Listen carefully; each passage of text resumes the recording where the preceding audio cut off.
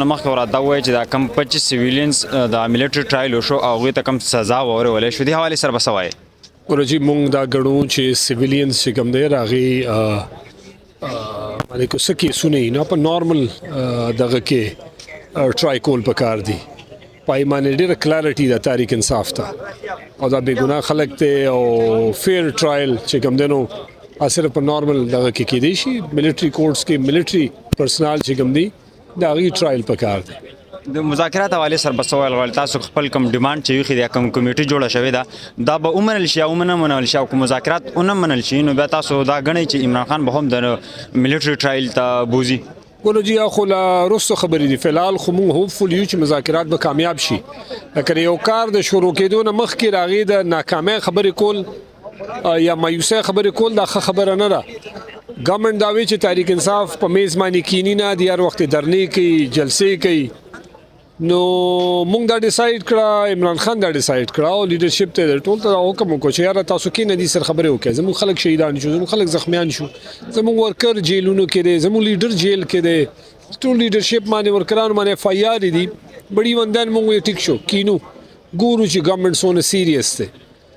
اوس به د ګورنمنټ د نیت پته لګي چې څه دي. موږ هوپفول یو موږ چې کومې خبرې کوو د آئین د قانون پاسداري یادو د خلکو د حقوقو تحفظ یادو نو دا زمونږ آئینی قانوني او اسلامي طور باندې دا زمونږ رائټ دی او دې ملک کې دا شیزونه نه بیا دا ملک د انسانانو د اوسېدو قابل نه دی ځکه چې دې کې خپل خلک محفوظ نه وي نو ربل ځای سړی به دې ملک ته څنګه راځي چې ستا په خپل کور کې جنګ یا ستا خپل کور خلک غیر محفوظ وي نو بل ستا ګاونډی به تا کر راځي یا ربل کلي سړی به تا کر راځي نه به راځي.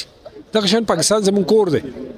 پاکستان کې پاکستانی خلک محفوظ پر دا وګوره ته پیمنېګانو ایم پی ګانو سابق سپیکر موجوده سپیکر منسټرانو باندې تر غدارۍ کیسونه جوړه 302 کیسونه جوړه ته پر دهشتګردۍ کیسونه جوړه هغه خلک هم خاندي دنیا هم خاندي چې دا سب دا ملک کو راجواړه ده او جنگل کا قانون دی چې روزانه په خلکو باندې اف آی آر کیږي او دهشتګردۍ دا تمغه خودي خلکو له داسي ورکي لکه بس په دراز کې چې پراته ترکي صاحب دا راته وایي څنګه چې په نور قاعده باندې د کمبل د چوري کولو یا د موټر سایکل د چوري کولو دغه شان به تاسو باندې سم مقدمات لګېدلي دي او بلا شی لګولي دي ټولې دروغ او ګړبړ او فراډ کیسونه دي. مطلب دا چې ګورنمنټ فراډ دی ای کردار عملم فراډ یا په خپل پغلا راغلي دي نو ای کردار او عمل او معاملات ټول لغلاګانو والا ډاکوانو والا دي.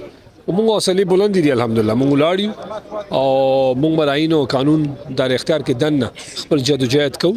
موږ عمران خان رهایی غواړو موږ خپل نور لیډرشپ رهایی غواړو خپل ورکران رهایی غواړو د ملک آئین او قانون بالادستی غواړو.